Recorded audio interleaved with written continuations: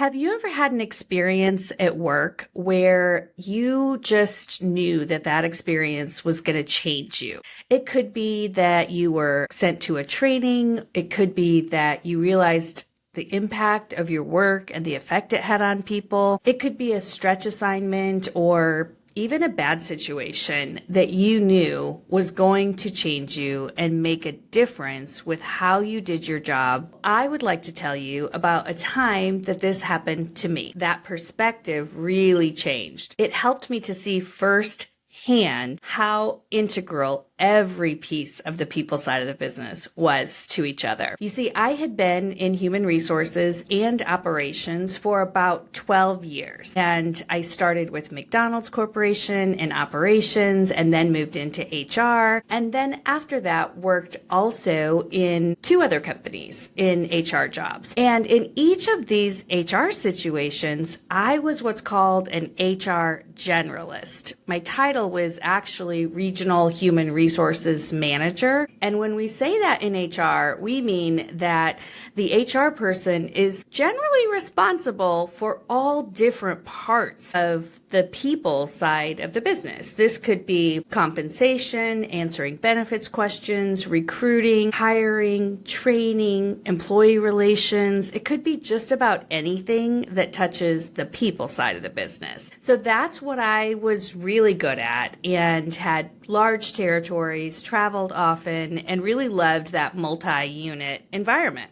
Well, I found myself laid off, and this layoff was huge. I didn't expect it. I'd been on the other side of the table. I'd never been the person being laid off. I was always the person handling those from an HR perspective. So this was, to say the least, this was actually a huge blow. I was single. I needed my income. The job came with a company car, so then I had to take that back and buy a car. It just meant huge, sudden change for me. And that perspective of actually being the person laid off was huge. I really now understood what it felt like and what it felt like to be grieving a position that you loved while needing to find a new position. So during my job search, I did all of the things. I looked for jobs online. At the time, we still had the paper. I did a lot of networking too. I've always been someone who just really enjoys networking. So through that, I was able to make connections with somebody I used to work with who had contacts at the Gap. The position was not an HR generalist role. So it was in HR, but it wasn't the type of job I was used to. This job was in the recruiting department, and it was a very entry-level job. So for me, this meant not having a territory, not having the regional manager title. I was applying for a job as what's called a search specialist in recruiting. And this person is responsible for kind of like mining for candidates. They get the candidates so that the recruiters can interview them and the recruiters can guide them through the process. So I knew that this was a step back. Let's just be honest. It was a step back.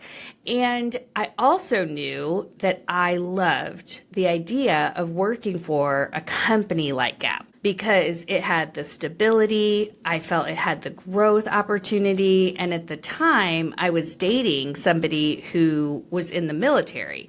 And I knew Gap had offices all over the country. So I thought, gosh, this might be my ticket to get into a company where I can continue my career. So I got the job and took it. Like I said, big pay cut, responsibility cut, no more travel. And I can tell you, quite honestly, that it is one of the biggest learning experiences I've ever had in my career. So you see, I actually thought I knew all about HR.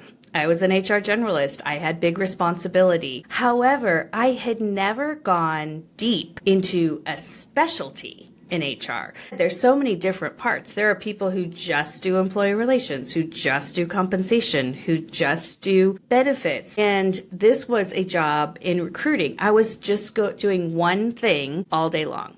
finding candidates, interviewing candidates, and passing them on through the process. So this experience was very informative. I learned just really what goes into filling jobs. So I had recruited, but I'd never done it as my only function of HR.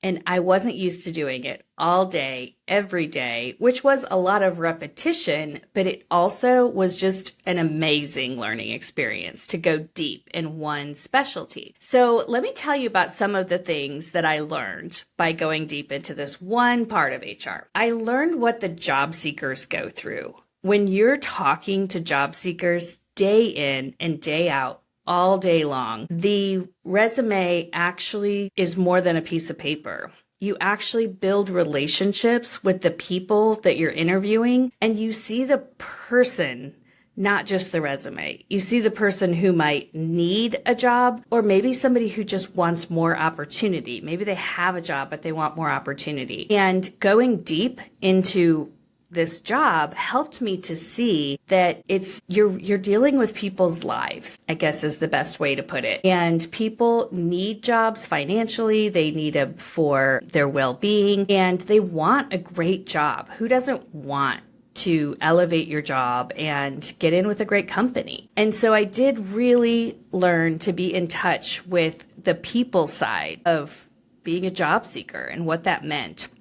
And I had just gone through it myself. So that was just a really great experience. The next thing that I learned was that as much as I thought I knew about recruiting, I had a lot to learn. There was so much strategy behind it, and I love strategy, so I enjoyed that piece a lot. There was also so much relationship building, not just with the candidates, but also with the hiring manager and anybody who was part of that hiring process. I was always expected to build that relationship so that I could learn exactly what the hiring manager was looking for and go find it. So it was just really helpful for me to learn the depth of being a recruiter. And one of the things that I learned is that it is just so imperative to get it right. So if I was a recruiter and I was interviewing and providing a great candidate experience, I need to have a relationship with the hiring manager so that they would provide the same great candidate experience. I didn't want somebody to meet with me and then go meet with somebody else and have a completely different experience. So that relationship was huge. I also learned that sometimes you can hire someone and maybe 30, 60, 90 days later hear that they've left. And that told me that, gosh, it didn't matter how hard we worked to hire. If we didn't onboard and train that person well, there was a chance that they would leave. And then you might hear about people who were frustrated and maybe they weren't getting promoted, or maybe they didn't see their supervisor enough or get the communication that they needed. It generally came back to us in recruiting because we were like their first friend in the company. And so from that experience, I actually coined this phrase of the name of this podcast, the People Success Circle. I learned that every single part of the business that supports the people side is integrated, and every part is equally important. All of this affected me as a recruiter and in any role I have had since then, because I learned just the importance of how reliant our employees are on the systems and the processes and the support that we give them. And I also learned that when the people side of the business is broken, it affects the profitability and the success of the business. Today, we still face these same engagement issues. In fact, Gallup states that in their 2024 Global Workplace Report, that we only have 21% of our global workplace engaged in their work. Now, it's a little higher in the US. It's up to 33% of the workplace is actually engaged, but those numbers are still way too low. And as I've said before, they affect so many things. They affect our customers when our employees aren't engaged. They affect our profitability, affect the well-being of everybody who works at the company.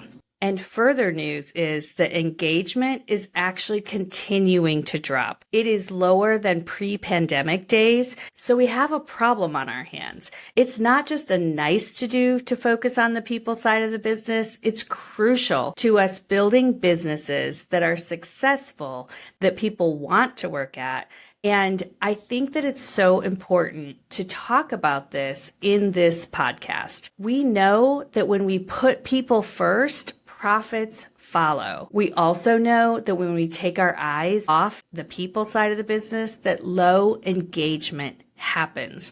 We're seeing it across all industries, across the entire US and across the globe. The good news is that me, and probably you, if you're listening to this podcast, can do something about this. We can create workplaces where people want to be and results happen. We know that employee engagement and well-being are at the heart of what makes a company successful, but the vast majority of workers are disengaged and not receiving the support that they need to thrive. After working with the recruiting team at Gap for a few years, and I got such great learning experience in several different projects that I was able to work on, I was then engaged to the military man and we moved to Florida. As soon as we moved to Florida, a job opened up within Gap at the Old Navy brand as a regional HR manager. So I applied, got the job, and was able to go back into what I had so much experience in,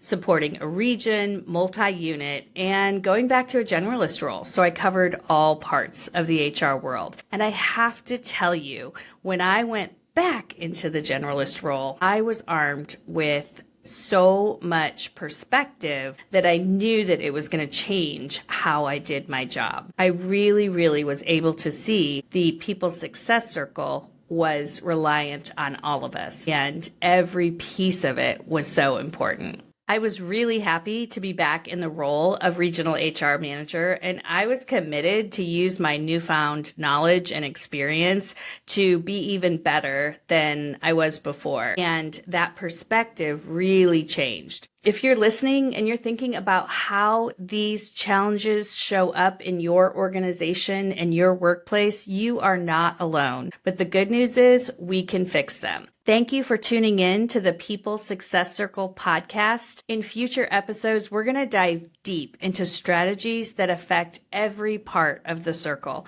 and I invite you to join us. I'd love to hear your thoughts on this topic, so please send me a message below or reach out to me on social media. I invite you to join future episodes where we'll tackle these challenges together and create workplaces that thrive.